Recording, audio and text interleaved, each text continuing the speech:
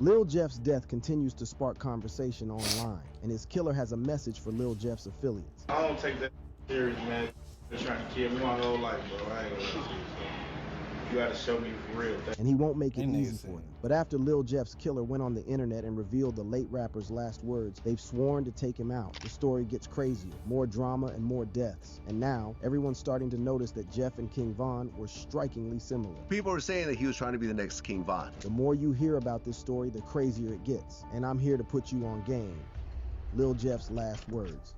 If there's one thing Trap City Rob has proved to the world is that he isn't afraid of anything. I mean, anyone who would empty a clip into the fierce Lil Jeff shouldn't be messed with. And now, with Lil Jeff's affiliates looking for someone to take their hurt on, Trap City Rob has sent them a message. People have been trying to kill him all his life, but none have succeeded. You don't be getting death threats. That's why I was asked. If you ain't even get a chance to even ask that. I don't take that serious, man.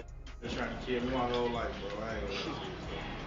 You gotta show me for real. Trap City Rob isn't lying. And on June 8, 2024, cameras would capture a series of events that would prove that his ops broke out of a death in Chicago. Unidentified male victim shot and killed the Chicago rapper Bloodhound Lil Jeff. And it wasn't long before CCTV footage of the incident found its way onto the internet. The minute-by-minute chain of events was wild. The surveillance footage from the 6,600 block of so he's the guy who killed Lil Jeff. Of individuals near a house and several parked cars. Hey man, they say Lil Jeff gun got jammed. That's how he got killed and shit. Is that the truth? Like did his gun jam and then that's how he got caught up? And it's he was doing a hit.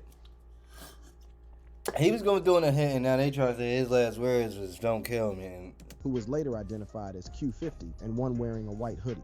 Footage: the door of the black car opens. It's Lil Jeff. Without obscure, turned their attention to a grate. Before he could press further, two other individuals suddenly emerged from an alley and returned fire. His body was sent flying back onto the ground at the foot of the porch, and as Lil Jeff lay on the pavement, the shooters finished the job. Reports say they emptied an entire magazine into him from above, making sure there was no coming back. Q50 and the other shooter fired back, but it was already over. There was no saving him. And just like that, the crew abandoned him, hopping back in the car and speeding off, leaving Jeff behind in a pool of blood. As the video ends, scanner reports confirm that a victim who had been shot 15 times was transported to the hospital by his homie. CCTV footage actually showed Lil Jeff's carrying their homie from the porch where he had been shot up. Despite their efforts, Lil Jeff was pronounced dead upon arrival. By the time authorities arrived, the scene was littered with evidence. 58 shell casings scattered across the pavement. Meanwhile, the man in yellow shorts, also wounded, arrived at the hospital with his own crew, suffering from a gunshot wound to the chest. Unlike Lil Jeff, he survived. This was none other than Trap City Rob. He had come face to face with the Reaper and lived to tell the tale. However, Rob was picked up by the cops. According to Trench's News, he was arrested because shooting Lil Jeff 19 times while he was already on the ground wasn't considered self-defense. Instead, it could be termed as an overkill. And the paperwork can say he was hit 19 times in the chest area. He was shot 19 times. And that's how I think they grabbed Rob for the murder, because it's overkill. It ain't self-defense 19 times. However, reports surfaced on Reddit showing that Trap City Rob had his charges downgraded from first-degree murder to a gun charge. Another Reddit post revealed that Trap City Rob was initially arrested for the Lil Jeff murder because of... And you know, it's crazy. It's probably because he, because Lil Jeff was outside, yo. They already knew that was going to happen to him. Witness placed him at the scene when Lil Jeff died. However, the Chicago Police Department investigated and couldn't prove that he was the actual shooter, so they just dropped his murder charge and gave him a gun charge. A photo of Trap City Rob they ain't even try to find out, showing him in good shape and in good spirits. Free my it was a relief to his growing fan base who have been anxiously waiting for news. You see, he has become so popular that he has his own subreddit called Trap City Unk Gang, where there are more than 2,500 members calling themselves nephews. They got his own, look, they got a group called Trap City Unk Gang. Right. That's the group, just the group. Right. Unk Gang, and his picture's on there, and then they got, look, it say 1,000, the members in there, it say 1,738 nephews. Despite the love, Trap City Rob has asked Redditors to stop posting false information for clicks. Man, I just feel like they bogus, man. Whoever started that, man, please stop doing stuff like that. Like, for real, it's like real life, though, you know? So, It's not no video game. It's not no movie. You know what I'm saying? It's realities. Although the Redditor may have gotten some details wrong, they were on point about many other things, such as how it all started. According to this Reddit post, the beef between Trapsody and Bloodhound started when Lil Jeff stole Trapsody Carter's chain. This is accurate. Is as this Trapsody guy Rob still narrated alive? how the war began and I just revealed wanna that know. Lil Jeff used to be cool with Trapsody. They say his dad from down here, Big J or some shit like that. Big Jeff. Anybody you got to. Also, his daddy is from down here. Motherfuckers used to hang with them. They know what they did.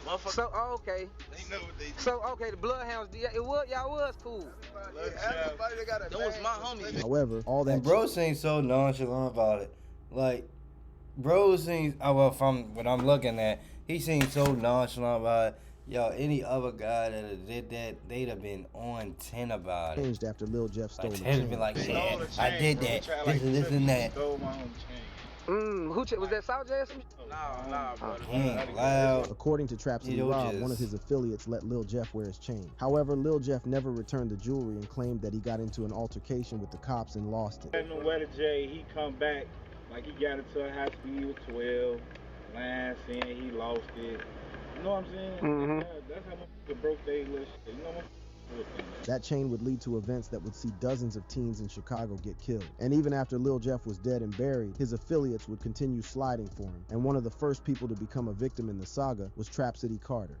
Get back for Lil Jeff. It was only a matter of time before Lil Jeff's affiliates went after their ops in retaliation, even though it was Jeff who went out looking for trouble. Either way, they were out for blood, and it wasn't long before they found their next target, Trapsody Carter. On October 20th, 2024, news outlets reported that a man had tragically lost his life in Chicago. The previous night had seen shots being left off in the city's Oakland neighborhood. By the time it was all over, a man lay bleeding on the pavement, his life slipping away with every passing second. It happened around 8:41 p.m. on South Ellis Avenue, a block that, like so many others in the city, had seen its fair share of violence. Witnesses told police that two men had approached their target, guns drawn, and fired without hesitation. The third tragic incident in Chicago. News outlets reported a woman was shot and killed while taking part in a funeral procession for her brother in South suburban Dixmoor. She had come to say her final goodbyes, to grieve with family, to honor the life of someone she had loved. Instead, she lost her own. At exactly 12:01 p.m., Dixmoor police were called to the scene at 147th Street and Sealy Avenue, where a white Jaguar SUV had crashed into a house.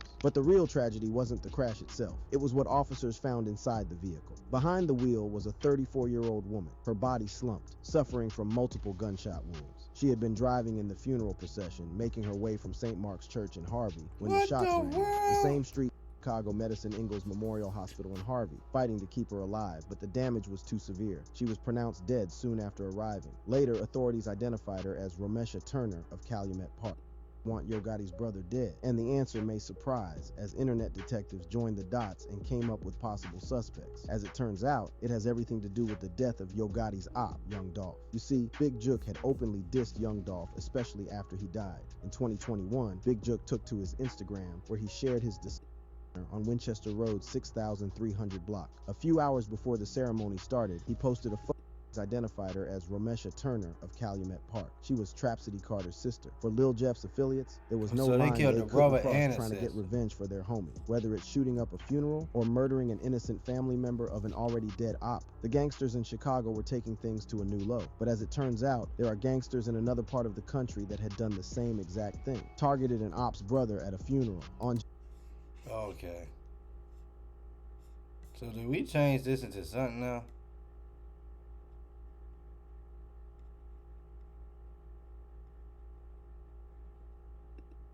The victims could react, the gunman opened fire, sending a hail of bullets into the car before fleeing on foot, disappearing into the darkness. It was a hit, executed with precision. Lil Deuce, riddled with bullets, took several shots to the chest. Paramedics rushed him to the University of Chicago Medical Center, but it was already too late. He was pronounced dead on arrival.